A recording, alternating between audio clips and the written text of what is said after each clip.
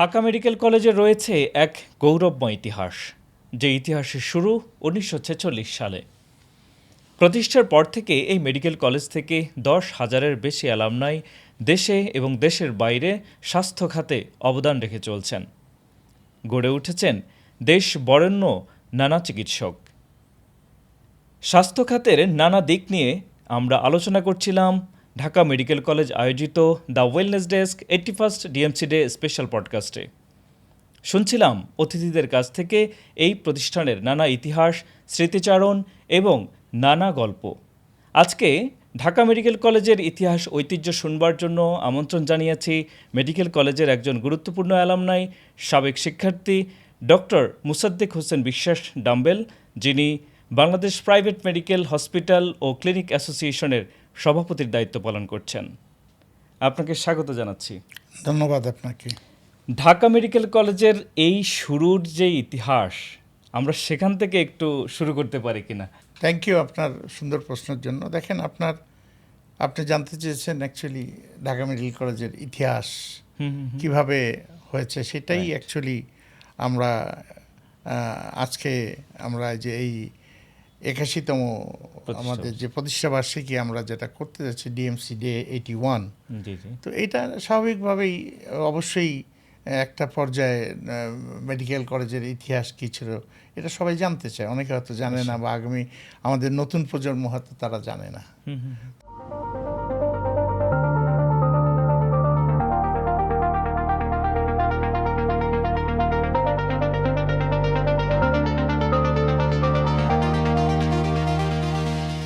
আমরা যখন মেডিকেল কলেজে ভর্তি হওয়ার পরে আমরা কিছু বরেণ্য চিকিৎসক পেয়েছিলাম, যারা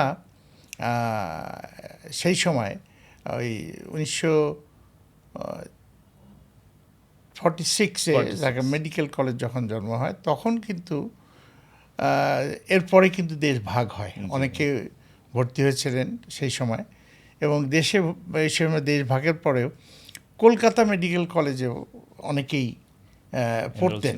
যারা মুসলমান ছিলেন, দেশ ভাগার পরে তারা কিন্তু দেশে চলে আসেন, এবং এই দেশে চলে এসে কিন্তু এই ঢাকা মেডিকেল কলেজেই তারা কিন্তু ওটাই কন্টিনিউ করেন।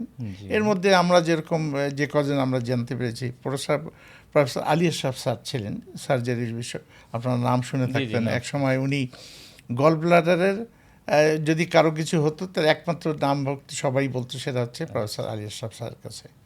তো উনি এসেছিলেন কলকাতা থেকে। আমরা পেয়েছি প্রফেসর কাদরি সাহেবকে, আমরা পেয়েছি প্রফেসর ফিরোজা ম্যাডামকে, আমরা পেয়েছি প্রফেসর আবু আহমেদ সাহেবকে, আমরা পেয়েছি অ্যাকচুয়ালি অনেকেরই নাম তো মনে নেই, কিন্তু অ্যাকচুয়ালি তাদের কাছ থেকে আমরা যেটুকু জানতে পেরেছি বা শুনেছি, এবং একটা বর্ণাঢ্য ইয়েতে ছিল, যেরকম আমাদের কে কোত্থেকে এসছে, দ্যাট ইজ অলসো একটা ইতিহাসটা অবশ্যই জানতে চাই। কে ইতিহাসটা হচ্ছে যেহেতু কলকাতা থেকে আসছিল, কে দিয়ে শুরু হয়, এই জন্যই থেকে কিন্তু এতে অনেকেরই অনেক কথা বলে, কিন্তু আমরা স্যারদের কাছে যেটা শুনেছি, আমরা কে কলকাতা থেকে আসছিল বলে কে 1 কে 2, এই কের ইতিহাস কিন্তু এখান থেকেই শুরু হয়। এই শুরু হয় ঢাকা মেডিকেল কলেজের যাত্রা। সেই কে থেকে আপনি কে 32? আমি 33।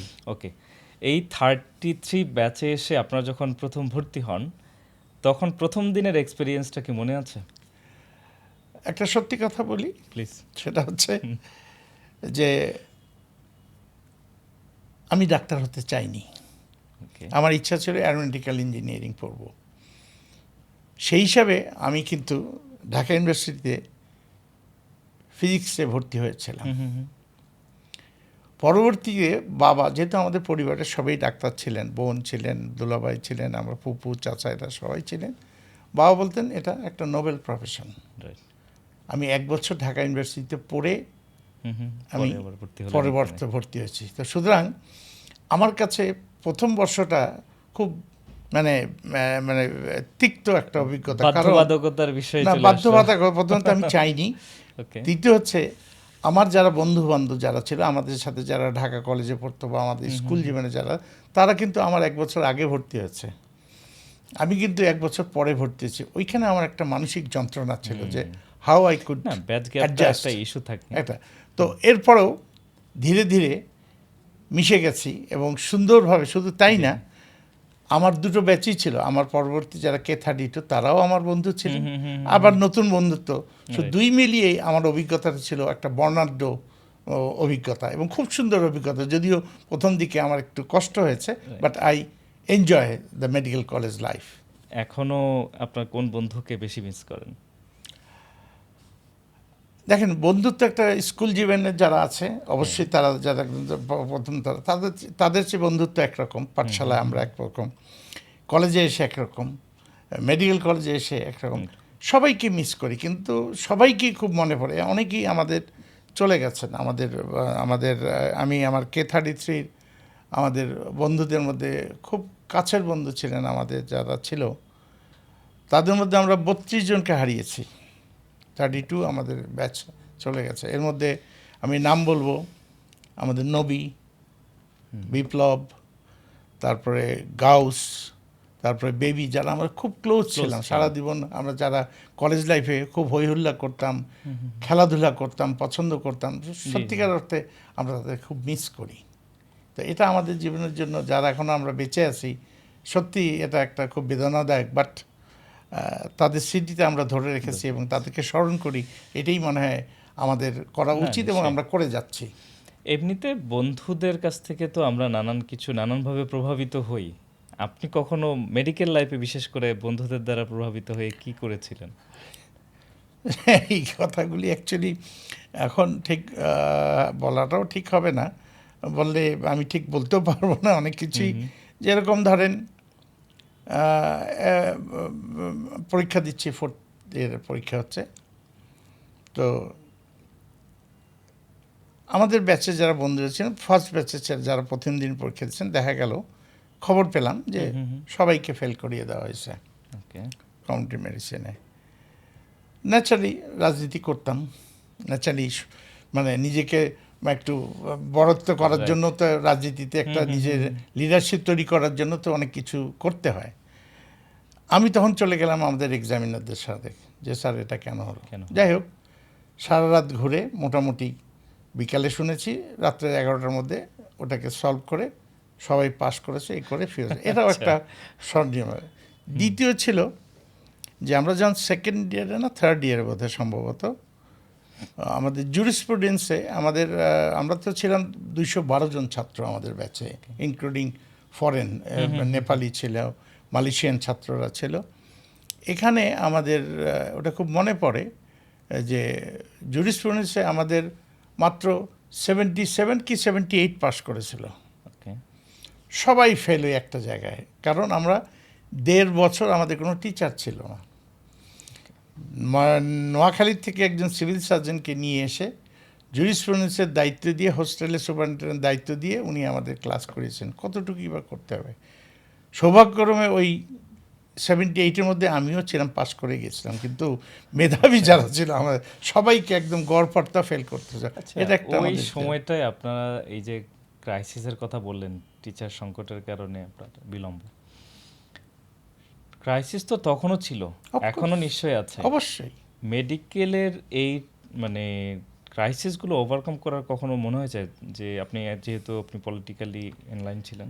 দেখেন, সত্যিকার বলতে কি, আগে আমাদের টিচারদের ছিল আন্তরিকতা, ছাত্রদের এবং শিক্ষকদের যে নিবিড় সম্পর্ক, আমি জানি না, এখন আমার কাছে মনে হয় না সে সময় তারা আমাদেরকে বকাবকি করতো, গালাগালি করতো এবং আদর করতো, এবং এবং ওনারা চেষ্টা করতেন যে কিভাবে আমরা পাস করতে পারি, ভালো করতে পারি, সর্বাত্মক চেষ্টা করতো।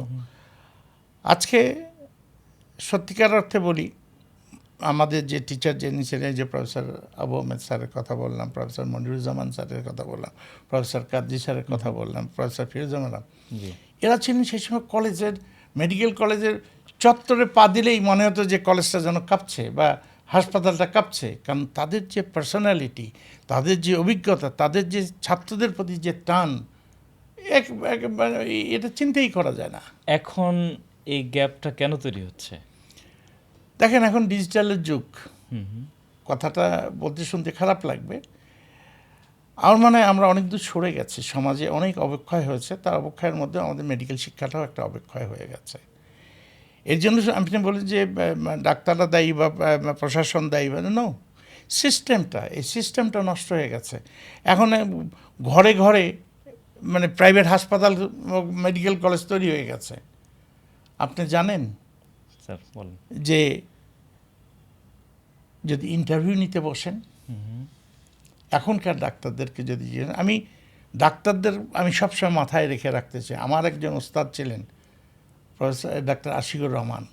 উনি ডাক্তারদের কোনো রকম কেউ বললে উনি কোনোভাবে সহ্য করতে পারেন না। উনি কিন্তু একজন মন্ত্রী, আওয়ামী লীগের এক মন্ত্রী, একটা অনুষ্ঠানে উনি আমি সে সময় অভিষেক অনুষ্ঠানে উনি একটা বাজে একটা কথা আর্ট করেছিলেন। ওইটার প্রতিবাদ করতে গিয়ে, আমি জানি ওনার হার্টের প্রবলেম ছিল, আমি ওনাকে থামাতে পারিনি।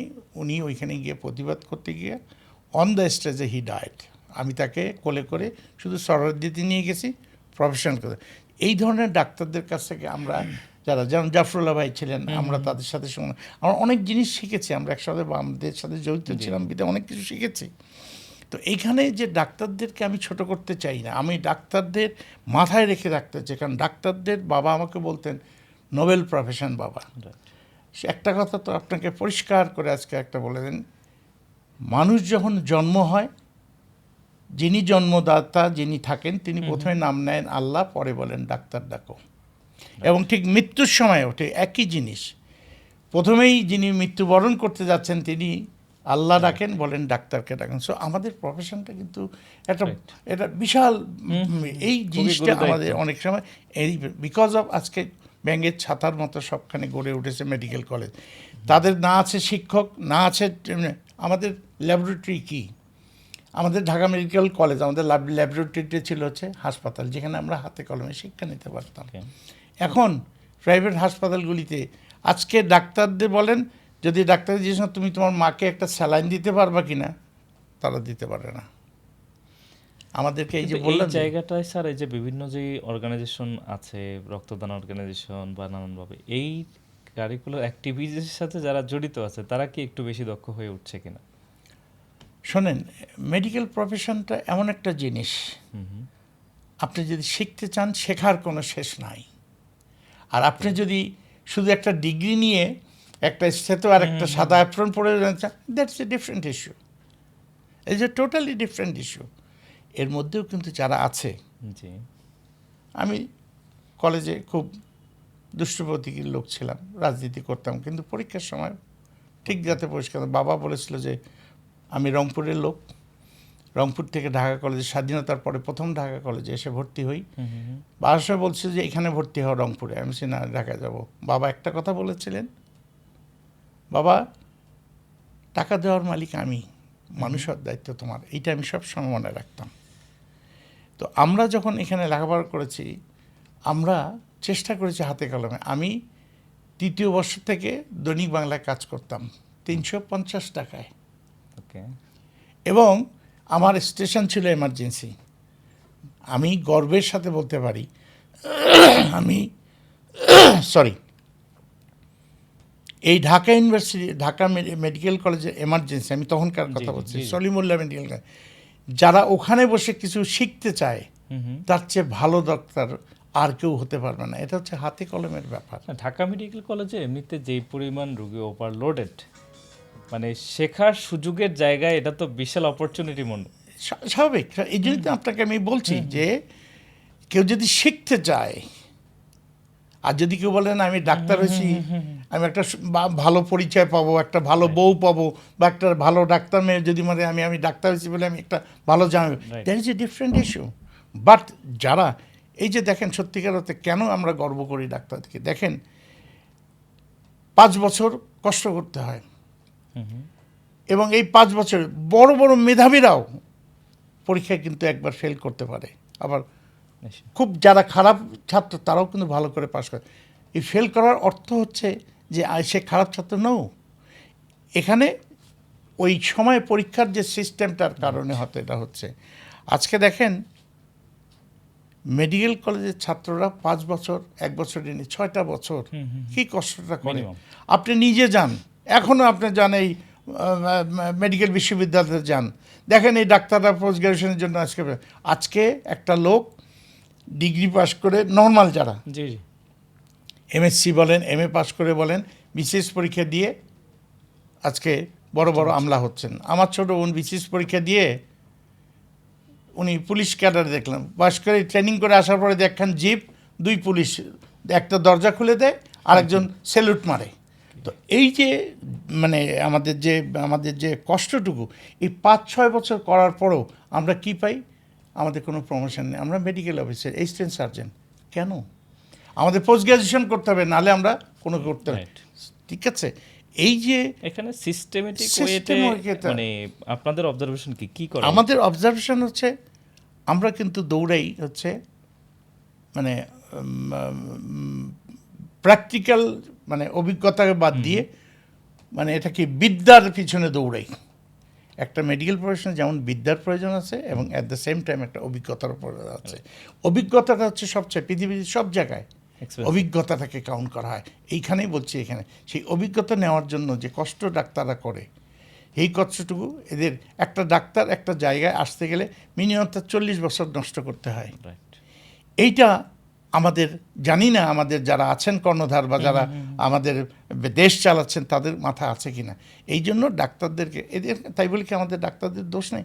বহু রোগ আছে, বহু দোষ আছে, কিন্তু এই সামান্য যারা দোষী তার কারণে অ্যাজ এ হোল গোটা ডাক্তার সমাজকে তো দায় করা যায় না। এমনিতে স্যার এই যে যারা আছেন ডক্টরদের, যদি আমি ভালো ডক্টর হয়ে ওঠা, ভালো মানুষ হয়ে ওঠার যে জায়গাটা, এই জায়গায় আপনাদের অবজারভেশনে কি মনে হয় যে এখানে ডক্টরদের কোন কোন বিষয়গুলো তার ইমপ্রুভ করলে সে আসলে একজন ভালো ডাক্তার, মানে মানুষ হিসেবেও ভালো, এক্সপার্ট হিসেবেও ভালো? সেটা হচ্ছে যে সিস্টেম পরিবর্তন করতে হবে। হুম হুম। ডাক্তার যে বঞ্চনা, নিগৃহীত, তারা যে কষ্টটা করছে এটা মূল্যায়ন করতে হবে। তারা যে 6 বছর করে করছে এবং তাদের যে অভিজ্ঞতাগুলি, তাদের আজকে আপনি যে দেখেন আমাদের ঢাকা মেডিকেল কলেজের জুনিয়র ডাক্তারদের, তাদের বেতন নাই। এগুলো নিতে নানা সময় নানান আন্দোলন তো আমি আসলে কন্টিনিউ হচ্ছে। কন্টিনিউ হচ্ছে, কিন্তু এটা হচ্ছে না। এই কদিন আগে একটা এই ডাক্তার, জুনিয়র ডাক্তারদেরকে নিয়ে স্যালারি স্কেলে জি জি আমি ইনভাইটেড হয়েছিলাম সেখানে, মানে মিনিস্ট্রির লোকজন, ডিজি হেলথে সবাই, সব কর্তারা ছিল। সবাই ভেবেছিল যে আমি যেহেতু প্রাইভেট হাসপাতাল ক্লিনিক অ্যাসোসিয়েশনের মালিক, আমি সেই মানে প্রেসিডেন্ট, সেই হিসেবে আমি সবচেয়ে বড় বাধা আমার কাছ থেকে আসবে। আমি তাদেরকে একটা কথা বলেছি, আমার ডাক্তারদের সম্মানকে দিতে হবে রাইট। এবং তাদের বেতন কম করে হলো 40,000 টাকা করতে হবে। আমার সাথে কেউ, মালিক সমিতির কেউ মানবে না। আমাকে বলছে তাহলে তো আমি যারা বেতন দিতে পারবে না তারা ক্লিনিক বা ডায়াগনোস্টিক খোলার অধিকার তার নাই, ওর দায়িত্ব আমি অ্যাজ এ প্রেসিডেন্ট আমি নেব না, কারণ আমার ডাক্তারকে সম্মান করতে হবে, তাহলেই না দেশ আগাবে। এই মুহূর্তে তো পলিসিতে সব আপনারা ঢাকা মেডিকেল কলেজের অ্যালামনাইরাই আছেন। ইয়েস, সবাই আছে। বাস্তবায়নে অসুবিধাটা কোথায় স্যার? বাস্তবায়ন হচ্ছে আমলা, ডাক্তাররা কিন্তু, আমাদের ডাক্তাররা মানে পৃথিবীতে ভালো ভালো জায়গায় আছে, দেশেও আছে, কিন্তু আমি চাই আমাদের হেলথ সেক্টরে সেক্রেটারি শুড বি ডাক্তার হতে হবে, এডিশনাল সেক্রেটারি শুধু আমার প্রফেশনের সমস্ত ডাক্তার আমাকে থাকতে হবে, তাহলেই না আপনি একাঙ্ক্ষিত পাবেন। মন্ত্রী হতে হবে ডাক্তার, আপনি বুঝতে হবে যে ডাক্তারদের ইয়েতে। আজকে একজন আমলা বসে আছেন যিনি ডাক্তার না, উনি আমার দাওয়াত কী বুঝবেন? উনি আইন বুঝবেন, আর আমি প্র্যাকটিক্যালি বলি, আমি আমার বুঝতে পারবো যে আমার জিনিসটা কী। এইসব জিনিস ঢেলে সাজাতে হবে, ডাক্তারদেরকে সম্মান দিতে হবে, ডাক্তারকে নেগলেক্ট করতে হবে। চিকিৎসকদের যে মানে অ্যাজ এ শিক্ষক, ওনারকে অ্যাডমিনিস্ট্রেটিভ অনেক ধরনের চাপ থাকে, যার জন্য যে মানে অসুবিধাগুলো কোথায় হচ্ছে? আমি বিশেষ বলছি করে? দেখেন, আগে একটা সিস্টেম ছিল, সিম্পল একটা কথা বলছি, হসপিটালের ডাইরেক্টর হবে আর্মি মেডিকেল করে, কেন? এটা তো সবগুলোর ক্ষেত্রে একই। ওয়াই? হ্যাঁ। The question is why. Hmm. আমার প্রশ্ন হচ্ছে আমরা তৈরি করতে দিচ্ছি না বা দেই না। রাইট। এখন দেখবেন যে বর্তমানে হসপিটাল ম্যানেজমেন্ট, আমি একজন হসপিটাল ম্যানেজমেন্টের কিন্তু মাস্টার্স করা লোক, I know how to run the hospital. এখন আমাকে যদি বলে দেওয়া যে তুমি প্রফেসরগিরি, তুমি মাস্টারি করো, আমি করতে পারবো না। সুতরাং যে যেখানে জায়গায় সেই জায়গাকে ফিট করতে হবে, না থাকলে সিস্টেম করতে হবে, সেই সিস্টেম দিয়ে তৈরি করে নিতে হবে। এটা তো একদিনে বললে না, হবে না। এই যে স্বাধীনতার পর থেকে আমরা এই কথাগুলি বলে আসছি। তো সেই দাবি তো নিশ্চয়ই সে বহু আগে থেকে দাবিগুলো আসছে। আটকে কই দেখতে যাচ্ছে। পাচ্ছেন আমাদের এখন হেলথ মিনিস্টারকে, আমাদের স্বাস্থ্য সচিবকে, একজন শিক্ষা সচিবকে। হ্যাঁ, আলহামদুলিল্লাহ যে আমাদের, আমি গর্ব করে বলতে পারি আমাদেরই সাগরেদ বলতে পারেন, বা আমাদের মানে সাথে চলা মানুষ এখন ডিজি হেলথে দুজনই আমাদের ঢাকা মেডিকেল কলেজে। এবং আমি আমি সব ডাক্তারের কথা, কিন্তু আমরা ঢাকা মেডিকেল কলেজের একটা যে মানে যেটা যে লিডারশিপ দেওয়ার, সেই স্বাধীনতার, আপনি যদি আজকে ধরেন ইতিহাসের যদি কথা বলি, 1952 সালে কিন্তু এই ডাক্তাররাই ভাষা আন্দোলনে মুখ্য ভূমিকা পালন করেছিল। এটা একটু বড় করে শুনতে। এবং এখানে 72 বা 52 সালের শহীদ মিনারও কিন্তু তৈরি হয়েছিল প্রফেসর বদরুল আলম সাহেব। উনি খুব সুন্দর মনের মানুষ ছিলেন। উনি আমার প্রফেসর ছিলেন, পেডিয়াট্রিক্সের প্রফেসর ছিলেন। ওনার মুখে নিজে যা বলেছেন, ইট দিয়ে কিভাবে তৈরি করেছেন, কারে নিয়ে তৈরি করেছেন, কিভাবে ওই গুলি লাগার পরে তারা কিভাবে করেছেন, তাদের হোস্টেলে কিভাবে করেছে, উনি কিন্তু বিশ্বকে করেন। এই যে ভাষা আন্দোলন, যেটা আমাদের স্বাধীনতা সংগ্রামের সূচনা করেছিল, এই স্বাধীনতা আপনি খেয়াল করে দেখবেন, ভাষা আন্দোলনে সেখানে ছিল 69 গণ-অভ্যুত্থানে এখানে আছে। তারপর স্বৈরাচারী পতনে দেখছেন মিলনের মতো একজন মানে মেধাবী, শুধু মেধাবী বলবো না, এবং ক্রিয়েটিভ একজন ডাক্তার, সেও কিন্তু আত্মদান করেছে।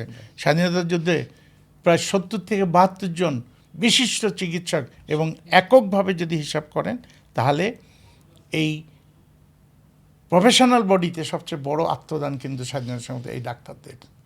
তো আমাদের যেটাই বলেন, কারণ আমরা তো আমাদের শত্রু হোক মিত্র হোক যেই হোক, আমরা কিন্তু ডাক্তার, আমাদের ওখানে কোনো দেখার কিছু নেই, চিকিৎসা তাদেরকে দিতেই হবে।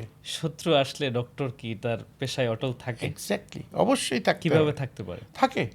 আমি নিজের কথা বলি, মানে অনেক কথাই আছে যেটা আমরা, যেহেতু আমরা রাজনীতি করতাম, আসছে আমাদের অপোনেন্টের লোকরা আসছে, সাহায্য চেয়েছে, আমরা তার শুধু সাহায্য করি নেই, আমার তাদের হোস্টেলে নিয়ে রেখে তাদের করেছে, আমাদের এগেনস্ট তারপর করেছে। এটা হচ্ছে আমাদের প্রফেশন, এইটাই তো আমাদের মানবতা। এই জন্যই ডাক্তারকে বলা হয়, বা ডাক্তারদেরকে বলা হয় যে এটা নোবেল প্রফেশন। স্যার, জুলাইয়ের তো অনেক ঘটনা আছে এখানে, অনেক হসপিটালে অনেক সময় প্রপার চিকিৎসা না পাওয়ার অভিযোগগুলোও আছে। একটু আগে আপনি যেটা বলছিলেন যে ডক্টর প্রতিপক্ষ আসলেও সে তার জায়গা থেকে আসলে অটল থাকতে পারে, কিন্তু জুলাই কি আসলে সেটা প্রমাণ করেছে? না, জুলাইতে ব্যতিক্রম হচ্ছে। আমি সিম্পল একটা কথা বলছি, মনসুর আলী মেডিকেলে উত্তরাতে জানার অনেক কিছু ঘটনা ঘটেছে। স্বৈরাচারী, ওই যে বললাম যে ডাক্তার নয়, নাসিম সাহেবের মনসুর আলী মেডিকেল কলেজে কথা বলছি, ওনারা গেটে তালা মারে দিয়ে দিয়েছেন। এই যে ছেলেটি, ওর নাম হচ্ছে রাজীব সরকার বোধহয় সম্ভবত, সে গুলিবিদ্ধ হয় টঙ্গীর কাছে, সেখানেও নিয়ে যাওয়া হয়েছে, সেখানে কোনো কিন্তু দরজা খোলা হয়নি।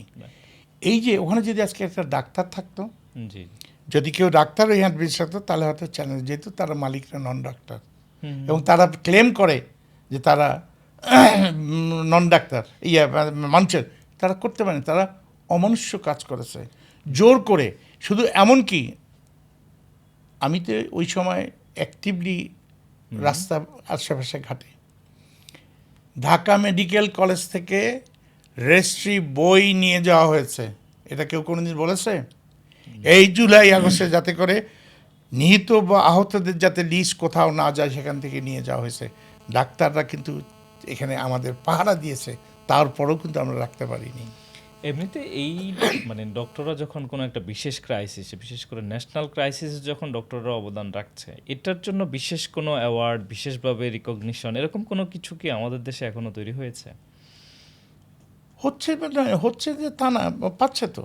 আপনি দেখেন, আমি বর্ণাঢ্য লোকের কথা বলছি, অনেক কন্ট্রোভার্সি থাকতে, জাফরুল্লাহ চৌধুরীর কথা বলছি।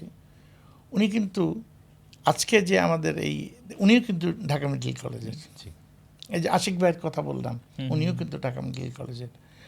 এই যে জাফরুল্লাহ চৌধুরী যে ওষুধ নীতি করে দিয়ে গেছেন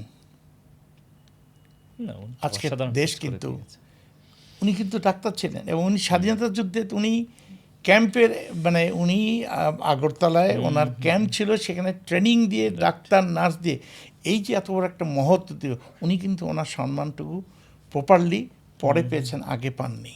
জি আগে দেওয়া উচিত ছিল। বন্যার এখানে এই রাজনীতিটা আমাদের খুব ক্ষতিকর হয়ে যায়। স্যার, আপনি তো ছাত্র জীবনে ছাত্র রাজনীতি করা মানুষ। অবশ্যই। ক্যাম্পাসে ডক্টর যারা আছেন কোনো একটা অর্গানাইজেশনের সাথে যখন তারা ইনভলভ হয়, এইটা তার ক্যারিয়ারের সহায়ক হয় কতটুকু তাকে আসলে পেছনে টেনে নিয়ে যায়? আমি এখানে একটু পিছনে যাই। হুম। আমার ফেসবুকে আমি একটা ফটো পোস্ট করেছি, অনেক দিন পরে পেয়েছি। ওখানে লিখেছি পলিটিক্যাল লিডার্স K33।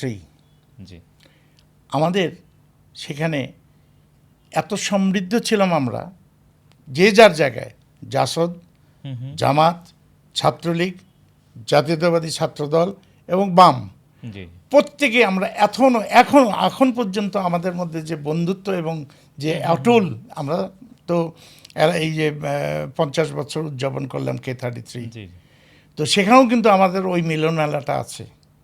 কিন্তু রিসেন্টলি আমরা যেটা দেখি যে একজন আরেকজনকে প্রতিপক্ষ মনে করে। আমরা কিন্তু প্রতিপক্ষ, আইডিওলজিক্যালি তারা আমাদের প্রতিপক্ষ, কিন্তু বন্ধুত্ব বা ইয়ে ক্ষেত্রে আমরা কখনোই প্রতিপক্ষ ছিলাম না। সুখে দুঃখে মিছিল করে গেছি, তাদেরকে ধাওয়া দিয়েছি, বসে একসাথে বসে চা খাইছি, ওটা ছিল আমাদের নীতি। এখন কিন্তু দেখা যায় যে হানাহানি মারা, এগুলি থেকেও বেরিয়ে আসতে হবে। কিন্তু চিকিৎসক সমাজে তো স্যার আপনার যেই জোট দীর্ঘদিন একই সাথে ছিল, তারাই এখন সরকারি দল বিরোধী দল।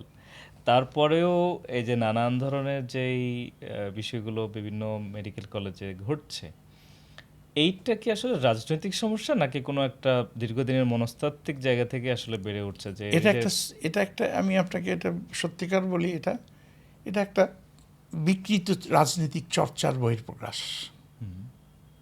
সুস্থভাবে যদি কেউ, আমি এখানে একটু বলি, সন্ধানীর নাম শুনেছেন? হ্যাঁ, নিশ্চয়ই আমাদের এখানে প্রোগ্রামে এসছে। সন্ধানী ক্রিয়েশন কে করেছে?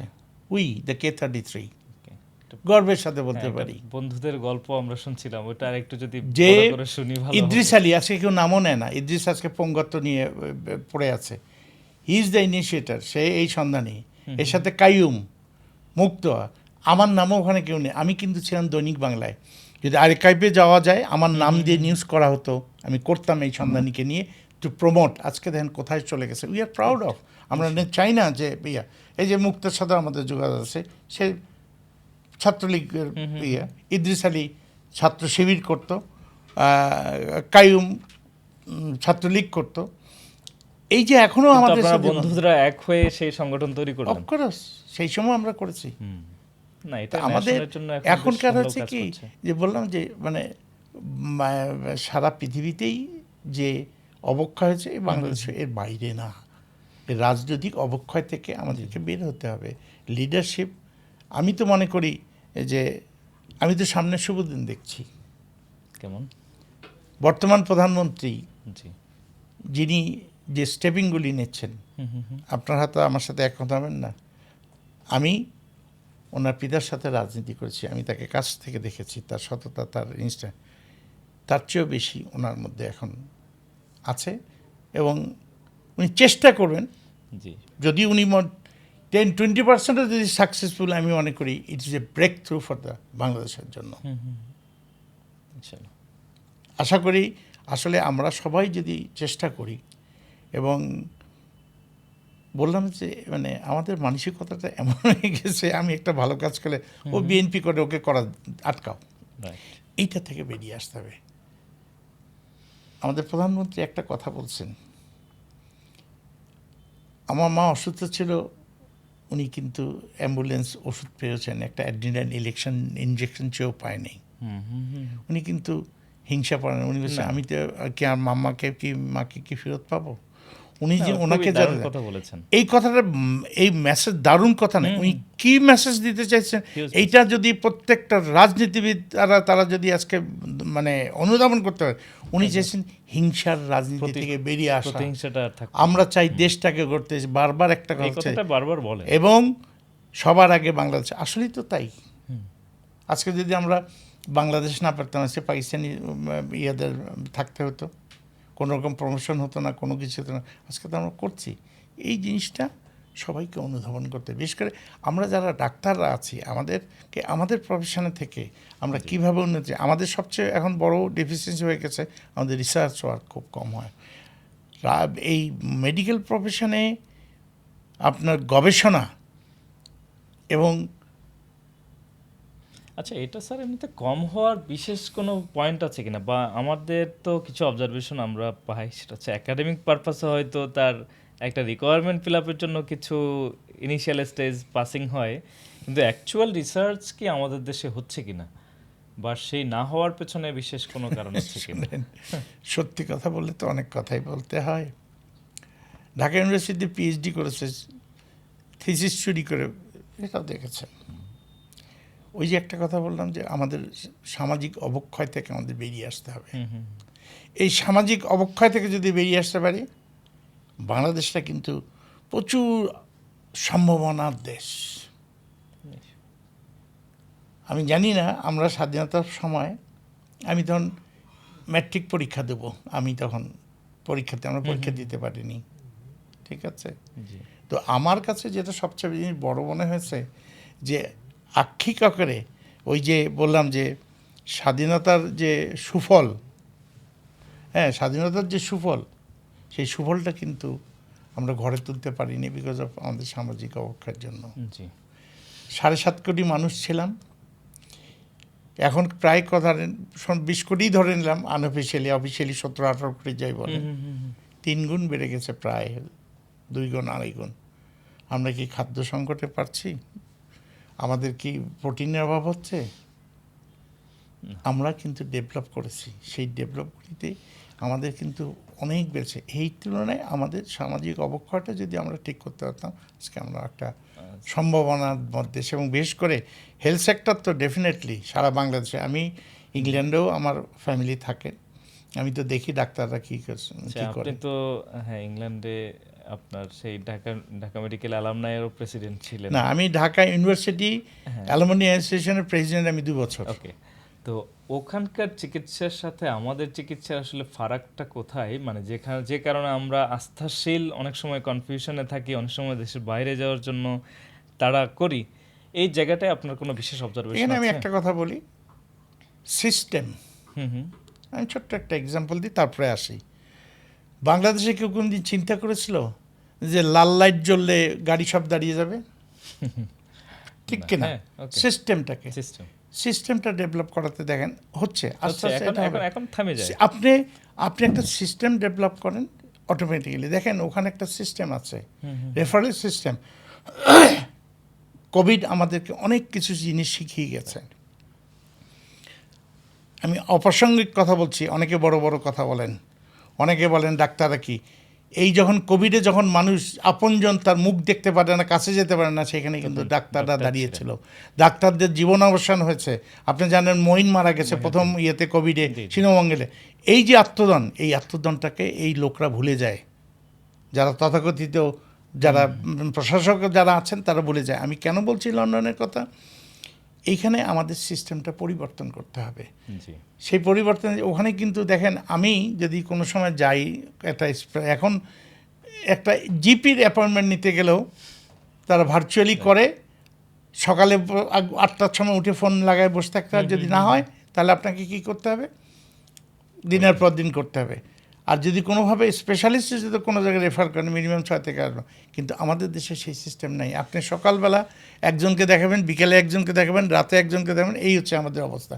এই সস্তা জিনিসটা বন্ধ করতে হবে। এক্ষেত্রে ঢাকা মেডিকেল কলেজে তো সবাই আসতেছে, এই সবাই না এসে স্পেশালাইজ হসপিটালগুলোতে স্পেশাল ডিজিজে যাওয়ার যে ক্যাম্পেইনটা, রেফারেল সিস্টেম, এই যে ক্যাম্পেইন রেফারেল সিস্টেম ডেভেলপ করা, এই জায়গায় আপনাদের বিশেষ করে মেডিকেল, এই যে আপনি প্রাইভেট মেডিকেল হসপিটাল, আমরা অলরেডি প্রপোজাল দিয়েছি। আপনার কথাটা আমি বুঝতে পেরেছি যে আপনি চাচ্ছেন যে একটা সিস্টেম, আমরা প্রপোজাল দিচ্ছি, এটা কাজ হচ্ছে, অচিরেই দেখতে পারবেন। এই যে রেফারেন্স, আমরা বলছি অন্তত একটা মানে ইয়েকে একটা পাইলট প্রজেক্ট করে সেখানে রেফারেল সিস্টেম করে এগুলি আমরা আসতেছি। যেমন একটা জিনিস এখানে বলছে, দেখেন এখানে ডাক্তারদের বলে যে সব গ্রামে থাকে না কেন, গ্রাউন্ডে সিকিউরিটি কে দিবে? সাপোর্ট তার ছেলেমেয়ের লেখাপড়ার বা কোনো সিস্টেম নেই, সেখানে একটা থাকার সিকিউরিটি নেই, সে কে দিবে? আজকে এই সরকার আনসার ডিপ্লয় করছে সমস্ত থানা হেলথ কমপ্লেক্সগুলো। It's a good sign, it's coming আমাদের এই জিনিসটা। এবং এই যে বললাম যে বিদেশে আমরা এখানে সস্তা টিকিট আমরা চাইলেই পাই, কিন্তু ওখানে চাইলে পাওয়া যায় না। না, রিসেন্ট একটা প্রোগ্রামে ওই যে জুবাইদা ম্যাডামও বলছিলেন আইসিইউর ইস্যুটা, critical care unit very good, এটা খুব ভালো এবং আমি তো এটা আমি বলি, শোনেন আমার কথা হচ্ছে, ঘোড়ার আগে গাড়ি ঝুলে দিলে হবে না, ইউ নিড। আমি প্রাইভেট সেক্টরে ডায়ালিসিসের প্ল্যানার, আমি আমার হাত দিয়েই প্রাইভেট সেক্টরে ডায়ালিসিস শুরু হয়েছে। ইট ইজ এ ভেরি টেকনিক্যাল ছিল সেই সময়। এখন কিন্তু আমার তখন শুনেছে যে আমার কথা সারা বাংলাদেশে ছড়িয়ে দিতে হবে। ডক্টর জুবাইদুর রহমান যিনি বলেছেন, অবশ্যই ইটস ডেফিনেটলি এটা ভেরি এনকারেজেবল কথা বলেছেন। এবং এইটা করার আগে আমাদের আইসিইউ নার্স তৈরি করতে হবে। আমাদের মেশিন আছে আমাদের দেশে, কিন্তু ম্যান বিহাইন্ড দ্য মেশিন কিন্তু নাই। এটা তৈরি করতে হবে। এই দক্ষ করে যদি আমরা ধরতে পারি, এটা আমাদের এটা আমি তো মনে করি যে জুবাইদুর রহমানও কিন্তু আমাদের ঢাকা মেডিকেল কলেজের ছাত্রী, ডিএমসিরই। তো মোটামুটি যেসব জিনিস নিয়ে বর্তমান সরকার যদি আগাচ্ছে, আমার তো মনে হয় যদি আমরা এটাকে সত্যিকার অর্থে, সেই জন্য আপনাকে বলেছি যে আমাদের উপর থেকে নিচ পর্যন্ত সমস্ত জায়গায় ডাক্তারকে এমপ্লয়েড করতে হবে। একজন সেক্রেটারি, মিনিস্টারতে সবগুলিতে যদি করেন, আপনার কাজগুলি সহজতর হবে। প্রাইভেট সরকারি হসপিটাল নিয়ে তো আমাদের নানান ধরনের অভিযোগ, নানান বক্তব্য আছে। এটা মানে নানান কিছু না পাওয়ার কারণে হয়তো জিনিসটা আছে। একটা প্রাইভেট হসপিটালে যে বিশেষ করে স্বাবলম্বী, সে হয়তো সে প্রাইভেট হসপিটালে বিশেষ সেবার জন্য যাচ্ছে। এই জায়গাটাও নানান কথা আসতেছে। অ্যাসোসিয়েশনের জায়গা থেকে এগুলো আপনারা কীভাবে অ্যাড্রেস করেন? Thank you, it's a very good question. আমি আপনাকে একদম পরিষ্কার একটা কথা বলি। আমি ঢাকা মেডিকেল কলেজকে সেই 74 সালে ঢাকা মেডিকেল কলেজ দেখতে চাই, যেখানে প্রেসিডেন্টের জন্য রুম ছিল, প্রাইম মিনিস্টার ছিল, মন্ত্রীদের জন্য ভিআইপি। আমরা সেখানে দেখেছি মহামান্য বড় বড় রাজনীতিবিদরা আমাদের এখানে এসেছেন। আমি যাকে শ্রদ্ধার সাথে স্মরণ করি, মাওলানা আব্দুল হামিদ খাজামাচানি, উনিও কিন্তু ঢাকা মেডিকেল কলেজে 2-3টা কেবিন ছিল, 9 নম্বর 10 নম্বর ভিআইপি কেবিন, একটা 10 নম্বর হচ্ছে সমস্ত আমলা থেকে শুরু করে যতজন আছে প্রত্যেকে এখানে। কেন আমরা থেকে ডিপ্রাইভ হলাম? কেন আমাদের বিদেশে? আজকে প্রথমত আমাদেরকে ঠিক করতে হবে। আপনি যেটা বলছেন, আমি আপনার উত্তরটা আসতেছি। প্রথমে আমার ঢাকা মেডিকেল কলেজে দেখতে চাই সমস্ত সরকারি লোককে সরকারি হাসপাতালে চিকিৎসা নিচ্ছে, এই প্রজ্ঞাপন চাই আমি। এবং কেউ বাইরে যেতে পারবে না, কারণ আজকে কথায় কথায় চলে যাচ্ছি, আমাদের $6 থেকে 8 মিলিয়ন প্রতি বছর আমাদের ডলার আমাদের ড্রেন আউট হচ্ছে। এটা কার? এই আমাদের গরিব কিশোর মিশুক, এই যে যারা বিদেশ থেকে হাড় খাড়া ঘাটিকে পাঠাচ্ছে, এই টাকাগুলি তো তারা এনজয় করছে। এটা তার অধিকার নাই, এদেশে থাকতে হবে। এইটা হলে সরকারি হাসপাতালগুলি ইমপ্রুভমেন্ট হয়ে আসবে। এর সাথে প্রাইভেট কর্পোরেট হাসপাতাল যেগুলি আছে সেগুলিকেও একটা নিয়মতান্ত্রিক ভাষায় নিয়ে আসতে হবে। আপনি এখন এটা বলতে পারেন যে কেন, এখন কিন্তু ওপেন মার্কেট সিস্টেম, পয়সা দিলেই কিন্তু সব কিছু করা যায় না। একটা নিয়ম, গভর্নমেন্টের যেমন ভুল আছে, প্রাইভেট সেক্টরে আমি হারে টের পাচ্ছি। আমি বলেছি সরকারের একটা জিও আছে, অর্ডার 2004 সালে আমাদের সময় করে বের করে রাখছিলাম। সেখানে বলা আছে যে এই সমিতির আন্ডারে নিবন্ধন না হলে কেউ লাইসেন্স পাবে না। এই কাজটা আমরা করতে পারছি না, কারণ এটা হলে আমি যেরকম কোয়ালিটিটা বাড়তো, ভুলভ্রান্তি আমাদেরও হতে পারত, তার জন্য ওভারসি করবে গভর্নমেন্টের একটা কমিটি থাকবে, এর কোনো ভুল হচ্ছে, কিন্তু এটা আমাদের দিচ্ছে না, নাম্বার 1। নাম্বার 2 হচ্ছে আমরা এটা করার উদ্দেশ্যটা হচ্ছে তাহলে আমরা মানহীন বা মানদণ্ড যেগুলি নাই, আমরা তো প্রথমেই আপনি বলেছি যে মানদণ্ডহীন কোনো হাসপাতাল, ক্লিনিক এবং ডায়াগনস্টিক সেন্টার আমি যতদিন আছি আমি এর দায়িত্ব আমার সংগঠন নেবে না, দ্যাট ইজ ক্লিয়ার। এই জন্য গভর্নমেন্টকে আমাদের সাহায্য, আপনি বিশ্বাস করবেন কি দিবেন না, ওরা যা ইচ্ছা জিও করতে।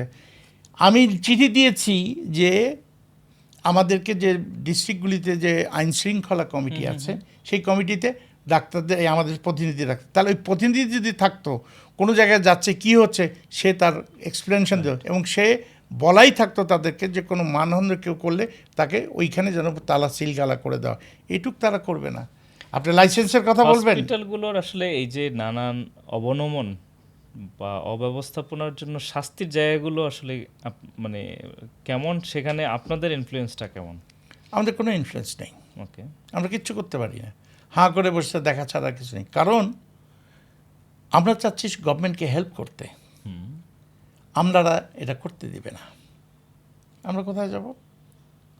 আপনি বলছেন বের করে দিলেন, বের করে এমন এক সিস্টেম করবেন আমরা কোর্টে গিয়ে কোর্ট থেকে ইনজাংশন করবো, উপায় নেই। কিন্তু আমরা তো চাচ্ছি গভর্নমেন্টকে হেল্প করতে, এই ভাঙাচুরা হেলথ সেক্টরটাকে একটা সিস্টেমে তৈরি আসতে। আমরা চাই সরকারি এবং বেসরকারি অভিন্ন নীতি হবে। ঢাকা মেডিকেল কলেজ এখন কতটুকু আছে? সেখানে 1200 রুগী থাকার কথা, কয়জন থাকে? 4000 পেশেন্ট। কীভাবে সম্ভব? আপনারা কি কোনোদিন দেখেছেন, কোনোদিন গিয়ে, বা সাংবাদিকরা দেখেছে এখানে যে গরিব রোগীরা কি একটা পরিবেশে চিকিৎসা নিয়ে ভালো হয়ে যাচ্ছে? এইটা কিন্তু একটা তিল থেকে কি এখন তো শেষে মব ভাঙচুর করলে টাকা দিতে হবে না, এই কালচার থেকে আমাদের বেরিয়ে আসতে হবে। প্রাইভেট হসপিটালের মধ্যে তো রিসেন্ট একটা বিশেষ ঘটনা আছে, যেটা হসপিটাল অ্যাসোসিয়েশন হিসেবে আপনারা সেগুলো, আপনি কোনটার কথা বলছেন? বিশেষ করে আদ্দিনের যে ঘটনাটা। ধন্যবাদ। এই আদ্দিনের ব্যাপারে আমার পরিষ্কার, আদ্দিন একটা অন্যায় করেছে, আদ্দিনে একটা ঘটনা ঘটছে, এরকম অনেক ঘটনা আছে, যদি আপনি বিশ্লেষণ করেন সব বন্ধ করে দিতে হবে। মাথা ব্যথা হলে মাথা কেটে ফেলে দিয়ে তো লাভ নেই। ওখানে একটা ইনসিডেন্ট হয়েছে, কমিটি হবে, ফাইন্ড আউট করতে হবে যে কে দায়ী, তাকে ফাঁসির কাজটা ঝুলতে দিতে হবে। তাই বলে একটা মেডিকেল কলেজ যেখানে মানে তার ল্যাবরেটরি হচ্ছে হাসপাতাল, এটা লাইসেন্স বাতিল করে দেওয়া, এটা কোনোভাবেই উচিত হয়নি, এটা কোনো অক্ষরেই এটা ঠিক হবে না। কারণ হচ্ছে অ্যাক্সিডেন্ট ইজ অ্যাক্সিডেন্ট। আমরা দেখছি এমনভাবে এক্সপ্লেনেশন করা হয়, মনে হচ্ছে যে আমরা ওই দিন ওইখানে দেখে দেখে মানে। এটা যদি প্রেসিডেন্ট হিসেবে আপনার স্ট্যান্ড হয়, মানে অ্যাসোসিয়েশন থেকে আপনাদের বিশেষ কোনো স্টেপ ছিল? Of course we have given the statement, পেপারে স্টেটমেন্ট দিয়েছি, আমি নিজে স্টেটমেন্ট দিয়েছি, এই কাজটা সঠিক হয়নি। ওখানে আদ্দিন অন্যায় করেছে, লোকজনকে দিয়ে সাংবাদিকদের পিটিয়েছে, ওখানে কি কি কারখানা কি আছে ওটা আমরা জানতাম না, এগুলি অ্যালাউড না। তাহলে এখানে স্বাস্থ্য মন্ত্রণালয় আছে কী জন্যে? তাদের ইন্সপেকশনে যায় কী জন্য? প্রতি বছর রান বা লাইসেন্স রিনিউ করতে হয়, এর জন্য হয় পুরা হেলথ ডিজি অফিসকে একদম গুড়িয়ে নতুন করে দিতে হবে। তার কারণটা হচ্ছে এখানে প্রতি বছর তারা ভিজছে, তারা দেখেনি ওখানে এটা সাফোকেশন হতে পারে। বললাম তো যে এখানে তো কোনো মানে এই ফ্র্যাঙ্কলি স্পিকিং এর কোনো আইডিয়াই নাই, যারা যে কাজে সে যেন কোনো লোক নাই, অখচিত লোকজনকে নিয়ে আমরা এইসব কাজ করছি, যারা যেটা কাজের অভিজ্ঞ না বা যে বিশেষজ্ঞ না তাকে দিয়ে সে কাজ। আপনি কি এইটাকে আশা করেন? তাহলে যে কারখানা হচ্ছে, আজকে একদিনে বিস্কুটের কারখানা হয়েছিল, এই যে এখানে এসি হলে মারা যায় আইসিইউতে হলে, পৃথিবীতে গিয়ে ঢাকা মেডিকেল কলেজে আইসিইউতে কী আছে? আমি যদি যাই, আমি তো হাসপাতাল বিশেষজ্ঞ, আমি সারা দুনিয়া দেখে আসছি কোথায় কী আছে না আছে। একমাত্র আফ্রিকান দেশ ছাড়া আমি সব জায়গায় ঘুরেছি। আই হ্যাভ প্লেন্টি অফ, আমি কাজ করেছি ইউরোপিয়ান ইউনিয়নে, আমি রিসার্চ কাজ করেছি এখানে। স্যার এখন যদি আমরা বর্তমান যে স্ট্যাটাসে আছে, এবং এখানে একটা তো বিশেষ ঘটনা হচ্ছে, এখানে বেশ কিছু বিদেশি শিক্ষার্থীও আছে, তারাও সেই নানান বিষয়ে কথা বলছেন। এখানে দুপক্ষের মাঝখানে অন্যান্য কোনো একটা প্রাইভেট হসপিটালের জন্য লেসনটা কি আসলে? আমরা তো প্রথম থেকেই বলে আসছি, প্রাইভেট হাসপাতালগুলি বলছে যে মানহীন, আমরা দায়িত্ব নেব না।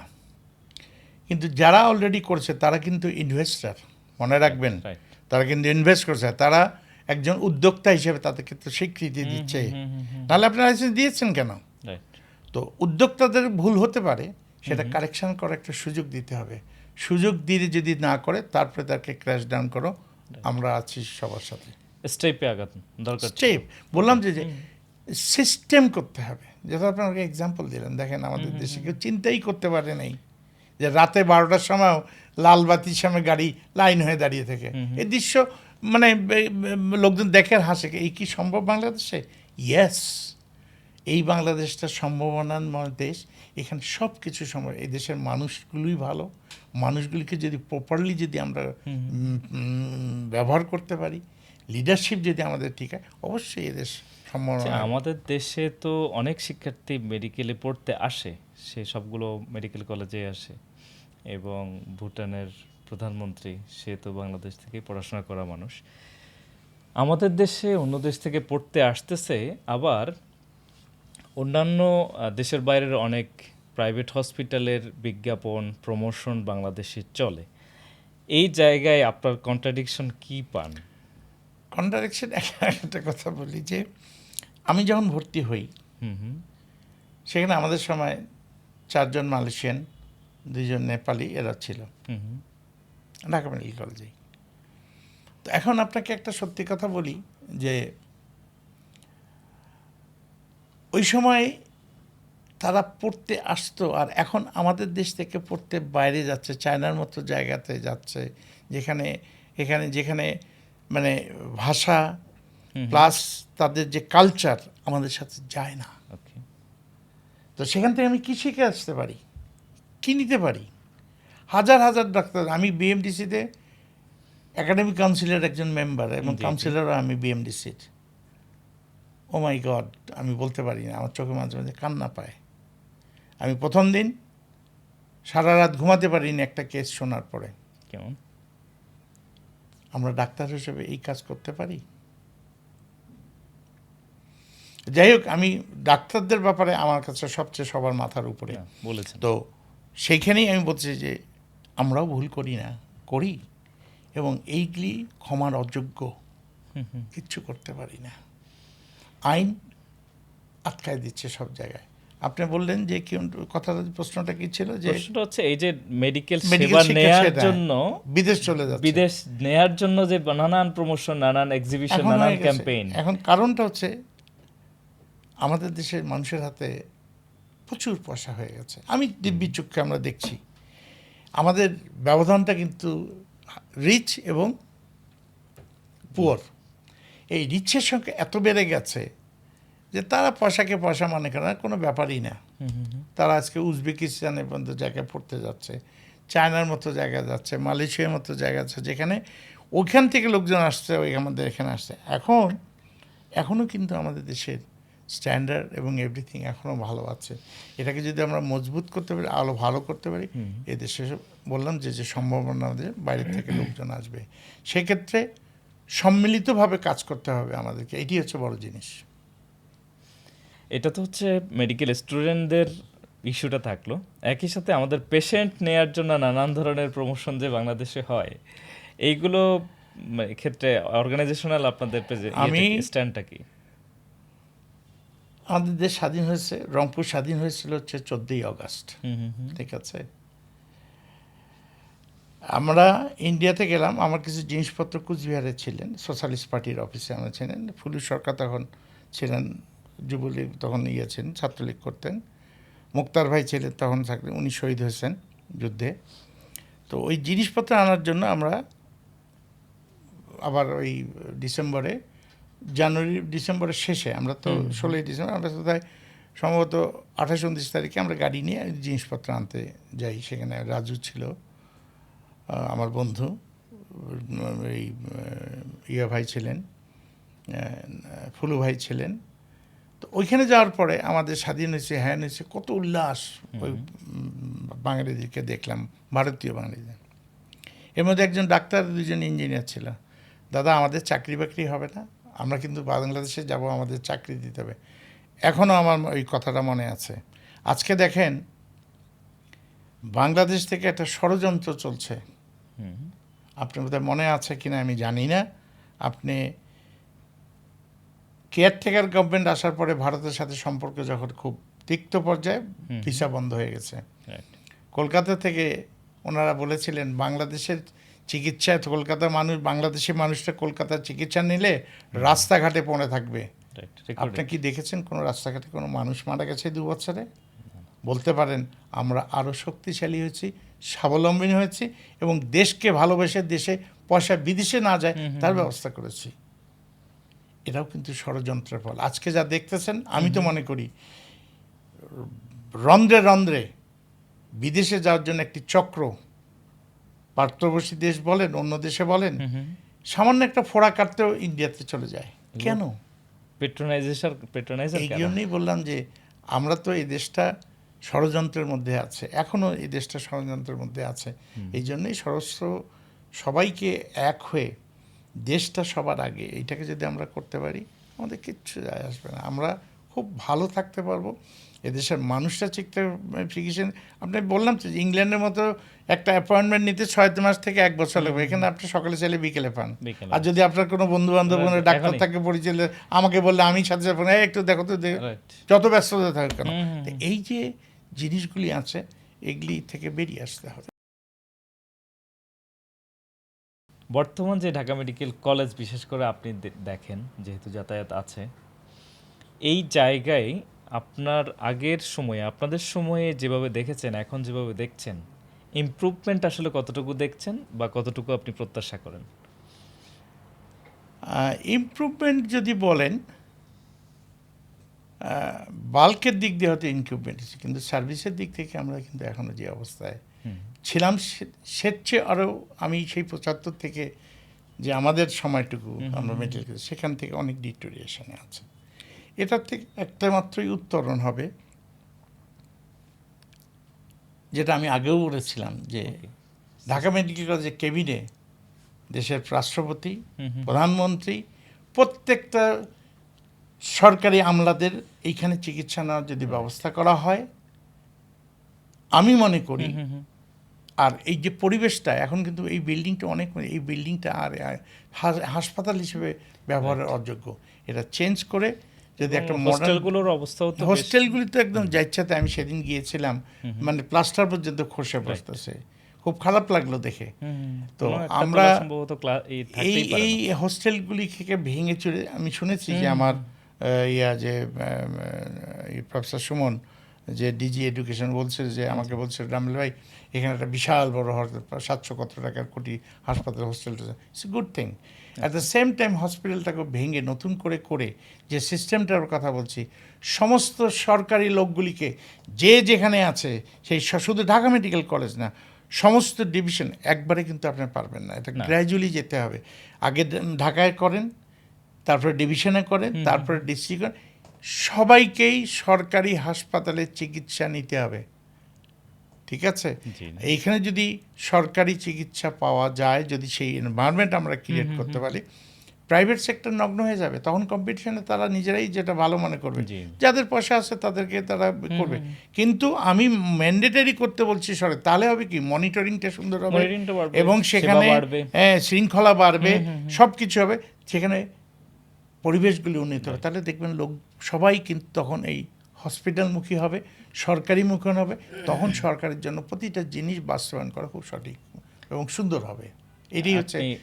আপনি হচ্ছেন বর্তমান যারা পড়াশোনা করছেন তাদের বড় ভাই, অ্যালামনাই, এবং আপনারা বড় ভাইরা এখন গুরুত্বপূর্ণ পদে আছেন। ঢাকা মেডিকেল কলেজের কোন বাস্তবায়ন, কোন সংস্কারটুকু সবচেয়ে আগে প্রত্যাশা করেন এবং কাকে আপনি এটা বিশেষ করে বলবেন এটা দ্রুত করবার জন্য?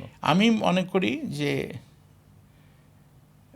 এটা তো অবশ্যই আমাদের যারা মানে অনুজ আছে, যাদেরকে আমাদের ছোট ভাইরা আছে, এরা একটা ভীষণ ভূমিকা পালন করছে। এখানে আমি একটা জিনিস বলবো, যে আমাদের প্রধানমন্ত্রী, ওনার স্ত্রী কিন্তু ঢাকা মেডিকেল কলেজে, ওনারও কিন্তু ওখানে নারীর টান আছে, এবং উনিও কিন্তু আমাদের সাথে একমত। আমরা চাই প্রথমটা হচ্ছে এই হসপিটালটাকে ভেঙে নতুন করে গ্র্যাজুয়ালি একটা নতুন মডার্ন হসপিটাল করা, এবং সেটা একটা মাত্র রেফারেল সেন্টার হিসেবে, মানে সেন্টার হিসেবে যাতে ঢাকা মেডিকেল কলেজকে পাওয়া যায়, যেখানে গেলে স্পেশালাইজ ট্রিটমেন্ট হবে, সেই জিনিসটা করতে হবে। হস্টেলগুলিকে ভেঙে নতুন করে করতে হবে, সেই যারা ছাত্রদের সেই পরিবেশটাকে ফিরিয়ে দিতে হবে, তারা যেন এইখানে থাকা, ওখানে থাকা, কারো বাড়িতে থাকা, যেমন আমি 234 নম্বর রুমে ছিলাম আমার বন্ধুর সাথে, সেই রুমে একটা বেড ছিল, সেটা হচ্ছে হসপিটাল বেড স্প্রিংয়ের।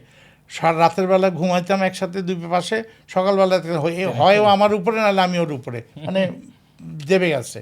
তো এই যে পরিবেশগুলি সুন্দর করতে হবে, মানসিকতার সাথে যারা পড়তে আসবে তারা যেন একটা মানে আবহাওয়া নিয়ে, মানসিক শান্তি নিয়ে লেখাপড়া করতে পারে, পরিবেশ নিয়ে গর্ব করতে পারে, যেটা আমরা ছোট ভাইদের মনের কথাগুলো আপনি বলেছেন, এটুকু আমার কাছে মনে হচ্ছে। ইয়েস, আমি চাই আমার সর্বশেষ আমাদের যেহেতু 81st ডিএমসি ডেতে আপনি নিশ্চয়ই থাকতেছেন, অবশ্যই আমি থাকবো। এই ডেতে আপনি আপনার কোন বন্ধু, কোন ছোট ভাই, কাকে আপনি মানে হঠাৎ করে পেলে খুশি হয়ে যাবেন?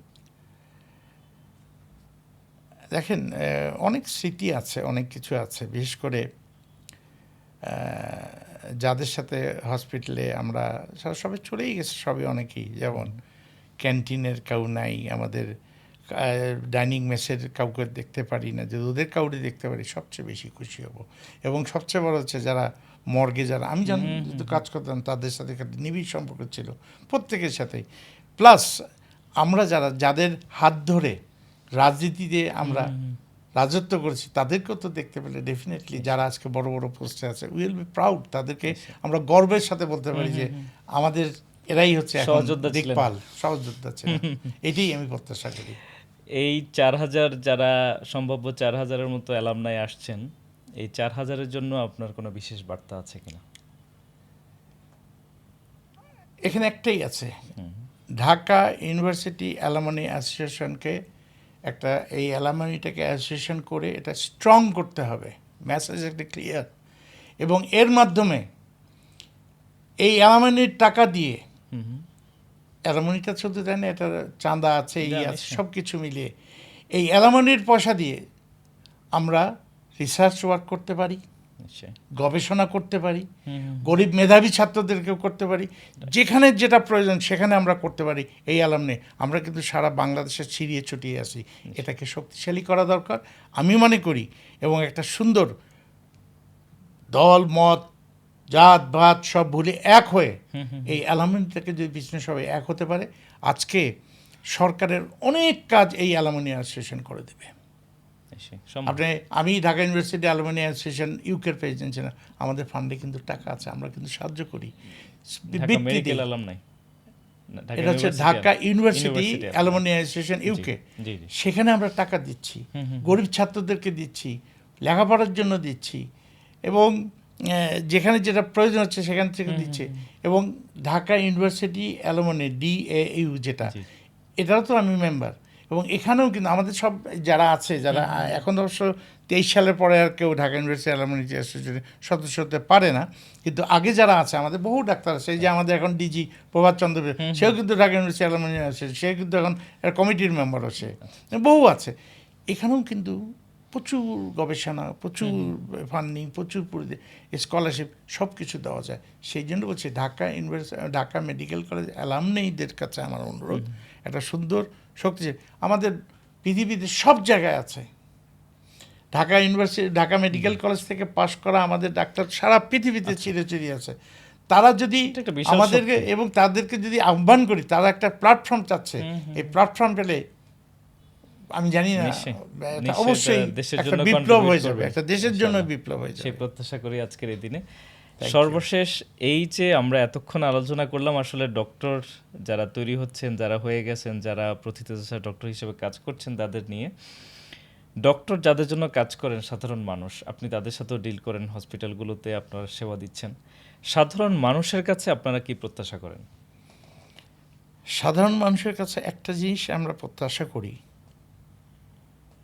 ডাক্তাররা কিন্তু কখনোই কোনো মানুষের ক্ষতি করতে চায় না বা কোনো কিছু মারতে চায় না, এটা বাস্তব। যেটা হচ্ছে আল্লাহ, আমরা যদি, যেহেতু আমাদের ধর্ম ইসলাম, আমরা বিশ্বাস করি আমাদের হায়াত মত আল্লাহর কাছে, এটার উপর কিছু নেই। কিন্তু ওই মৃত্যুটার সময় আমাদের যে চেষ্টাটুকু আছে সেটা আমরা প্রপারলি করতে পারছি কিনা বা করতে দিতে হবে, সেটা করার সুযোগ করে দিতে হবে। তাহলেই আমরা, আর মানুষকে বুঝতে হবে যে আমরা চেষ্টা করছি, আমরা তার চেষ্টার কোনো গাফলতি রাখি নেই, কিন্তু মানুষের এই মানুষত্বটুকু এই সাধারণ মানুষকেও জাগ্রত করতে হবে।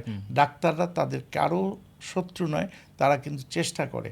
একটা দুইটা ইনসিডেন্টের জন্য মানে গোষ্ঠী সহকারে ডাক্তারদেরকে খারাপ এই কথা বলাটা ভীষণ অন্যায়।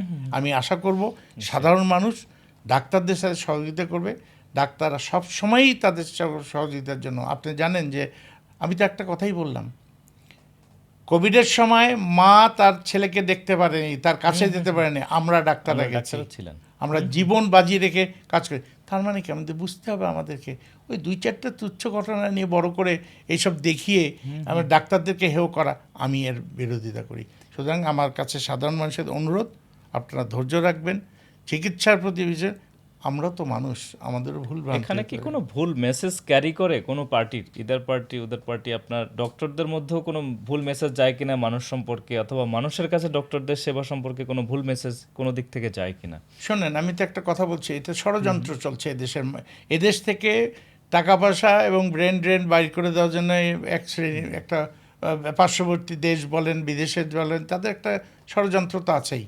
কারণ আমরা এখানে কিছু দালাল আছে, আমরা যারা বলি তাদের রুগী পাঠাইলে তারা পয়সা পায়, তারা এনকারেজ করে। এখানে কিছু সংবাদপত্র এমনভাবে বলে, আমি একজন সাংবাদিক ছিলাম, আমি 6 বছর সাংবাদিকতা করেছি, আমি জানি ইয়েলো জার্নালিজম যেখানে কথা বলা হয়, আমি মনে করি না যে কেউ করে, কিন্তু কেউ কেউ হয়তো বা করছেন বা ভুল করছেন, আমি সেরকম বলি। সেই কারণে একটা মানে মেসেজটা কোনো অবস্থাতেই আমাদের জনসাধারণের কাছে যেন নেগেটিভ মেসেজ যেন আমাদের মিডিয়ার মাধ্যমে না যায়, এইটা, কারণ এটার জন্য দেশের জন্য মারাত্মক ক্ষতি হয়ে যাবে।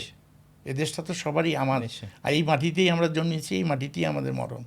সুতরাং দেশপ্রেমটাই সবচেয়ে বড় জিনিস, এটা মনে রাখতে হবে। আমরা সেই দেশপ্রেম নিয়ে আমাদের সকল অ্যালামনাই এবং অন্যান্য মেডিকেল কলেজে যারা ডক্টর আছেন তারাও সেই দেশপ্রেম নিয়ে দেশের জন্য কাজ করে যাবেন, এই প্রত্যাশা রাখি।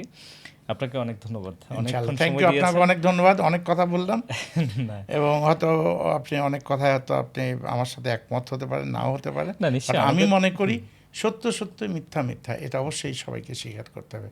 ধন্যবাদ আপনাকে। ধন্যবাদ আপনাকে। দর্শক, এতক্ষণ আমরা ছিলাম দ্য ওয়েলনেস ডেস্কের 81st ডিএমসি ডে স্পেশাল পডকাস্টে। এতক্ষণ আমাদের সাথে ছিলেন ডক্টর মুসাদ্দিক হোসেন বিশ্বাস ডাম্বেল স্যার, উনি president Bangladesh private hospital diagnostic clinic অ্যাসোসিয়েশনের প্রেসিডেন্ট, ঢাকা মেডিকেল কলেজের একজন গুরুত্বপূর্ণ অ্যালামনাই। এতক্ষণ পর্যন্ত আমরা আলোচনা করছিলাম এই মেডিকেল কলেজের ইতিহাস, ঐতিহ্য, এই মেডিকেল কলেজের সংস্কৃতি নিয়ে, এবং এই মেডিকেল কলেজ থেকে যারা বেরিয়ে দেশে নানান প্রান্তে নানানভাবে সেবা দিচ্ছেন তাদের নানান বিষয় নিয়ে। একই সাথে অ্যালামনাইরা সবাই ঐক্যবদ্ধ হলে কিভাবে একটি দেশের, আমাদের দেশের পরিবর্তন হতে পারে সে বিষয়গুলো আলোচনায় এসছে। অনেক বিষয় এসছে যা সাধারণ মানুষের জন্য, তারা কিভাবে সচেতন হতে পারে। আমরা প্রত্যাশা করব সাধারণ মানুষ সে বিষয়গুলো আমলে নেবেন এবং ডক্টরগণ আরও বেশি নিবেদিত হবেন। আজকের পডকাস্ট এ পর্যন্ত, সবাই ভালো থাকবেন।